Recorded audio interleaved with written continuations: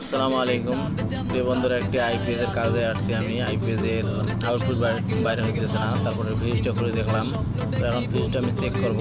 ফ্রিজটা ভালো দেখা যাচ্ছে, কিন্তু আসলে এই দেখেন ফ্রিজটা নষ্ট। টেস্টটা দিয়ে চেক করলাম, আর নতুন আর একটা ফ্রিজ নিছি, নেওয়ার পর দেখেন যে বাতি জ্বলতেছে।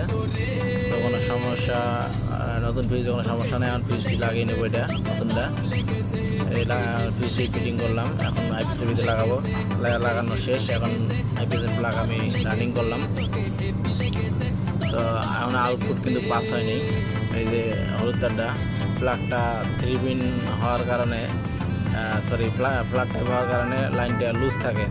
তো এইটা সবসময় আইপিএসের প্লাগটা রাউন্ড টাইপ দিলে সবচেয়ে ভালো হয়, কারণ হচ্ছে রাউন্ড টাইপ সবসময় টাইট থাকে, লুজ হয় না।